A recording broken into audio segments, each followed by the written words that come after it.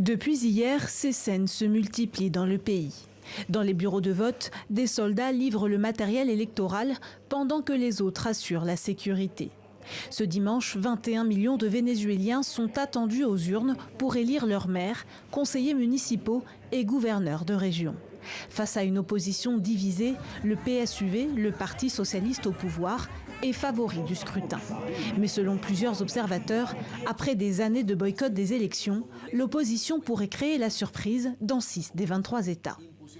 Le 21 novembre, nous allons donner une grande leçon de dignité au gouvernement. Ce gouvernement a profité du contrôle social par l'appauvrissement des gens et l'absence d'une opposition proche du peuple et qui s'implique dans la communauté.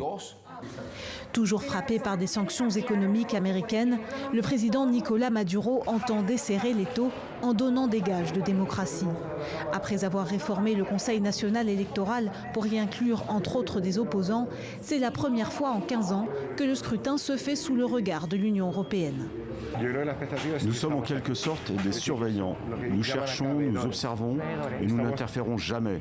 Nous voulons être clairs à ce sujet. Mais pour beaucoup, la présence de ces observateurs est vécue comme une ingérence, à commencer par le chef de l'État. Descendez de votre piédestal, membres de la Commission européenne.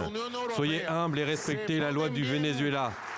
Ce sont les vieux complexes de supériorité colonialiste qui prétendent se substituer aux autres pays et les humilient. Si les spécialistes saluent l'utilisation de machines de vote contre la fraude électorale, ils assurent que des pressions, des persécutions et même des achats de voix pourraient influencer les résultats.